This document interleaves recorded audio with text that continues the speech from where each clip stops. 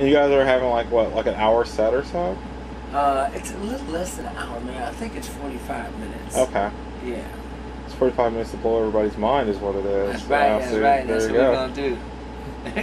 So, early in the band's career, some of your influences included like Led Zeppelin, Parliament, Funkadelic, and case in point, you're touring with English Beat as well. What today, like, what musically or culturally influences you as an artist these days? I still listen to a lot of swing jazz. Yeah. And a lot of ska. Tokyo Paradise Ska Orchestra. Yeah, I've heard of them. Yes. You know, they're really good. Yes. Tokyo Paradise Ska Orchestra, Always Ska Mates. I even bought myself a Larry Graham CD the other day. One of the real early ones. Yeah. If you're into, since you brought up Tokyo Ska Paradise Orchestra, if you're into video gaming, they made the soundtrack to this game called Impossible Crisis that you should check out. It's an old PlayStation game. It's, in case you, I don't know if you're into video games, but definitely check it out. Great soundtrack. Impossible Crisis, huh? Impossible Crisis. Impossible Crisis. It's like one of the strangest games, but the soundtrack is unbelievably good. Yeah? Yes, yes. So, yeah. I want Fishbone to get into stuff like that, man. get into scores. Well, you guys, that, you know, this off topic, but that brings up a very interesting question. I've always wondered this, and I'm sure I'm not alone in this one. You guys did the score for Tape Heads. I remember that much. You guys, I believe, did the music for Tape Heads. Whatever came of that, I would love to. I'm sure I'm not alone in this, but I would actually love to hear like a separate like score and musical piece to like that film. Like the music that we did for Tape Heads, huh? Yes. Yeah. I don't know where that would be these days. Oh my God. You know what I am doing, dude? I'm doing like, okay, all the music on my solo CD, Dr. Manvi's Medicine Cabinet, I'm making a dub CD of that. Oh, really? So it's going to be no vocals, but it's going to be music and just dub style. All of my arrangements are going to be like instrumental dub versions. Yeah. Oh, that sounds awesome. That's one of the things I'm going to put out with a picture book of all of Masai Mizuyama's artwork. Yeah. Oh, that's very, very cool. It actually brings up a whole other thing with Mad Vibe. Would say, well, you just kind of had dwelled upon that. So when is that coming out, or when is what coming out? The Mad Vibe album you were talking about. Are you still working on it now? Still working on it now, man. Yeah. Are you just working on like the Mad Vibe album itself, or both that and the dub versions as well, or? Yeah, all the dub versions are done. Oh, okay. I'm just working on the picture book now. Oh, okay. That's very, very cool. I'll be a picture book and a CD that goes together. As you're also bringing up Mad Vibe, another thing you did recently is you made a variation painting of like The Last Supper, which you can buy on LegacyAuction.com. What made you decide? What got you into painting? What made you decide to go with The Last Supper? I just thought it was a wild idea, man. You know, it's a really deep picture. Yeah. Everybody knows about it. It's really sacred, and I felt like I could do it justice. It looks awesome. Yeah. And like I said, it's on LegacyAuction.com. I will definitely promote that one. Well, you kind of talked about some of the bands you're into.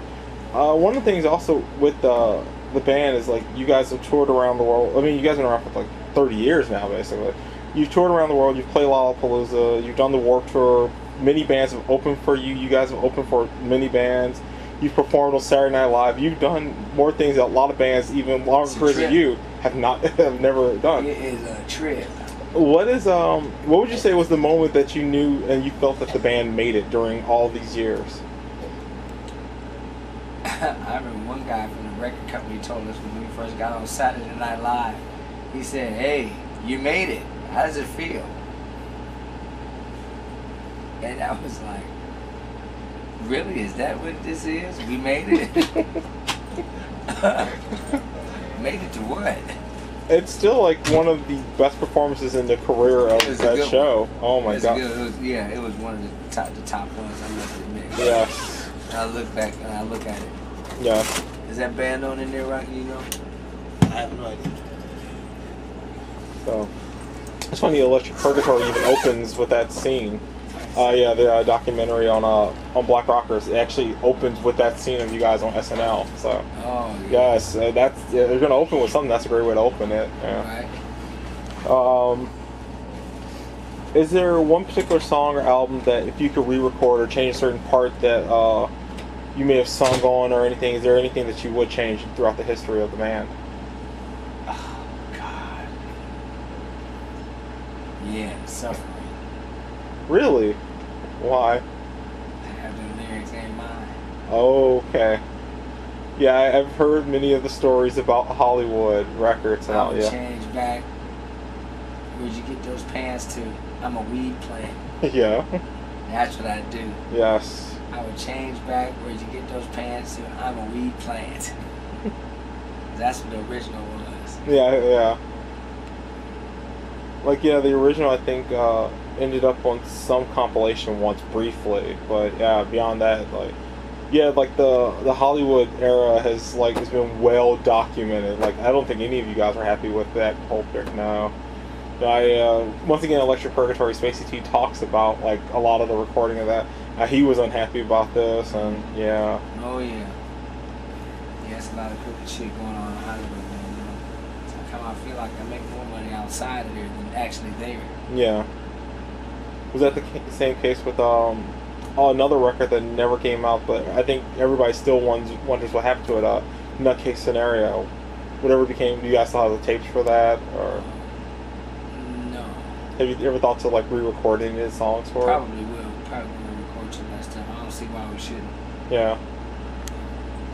Very cool. Was it because that would have been a record that would have came out like really kind of in between the Hollywood record and after Chim Chim. So was it more along the vein of Chim Chim, or was like a progression from that? Do you remember about any of it?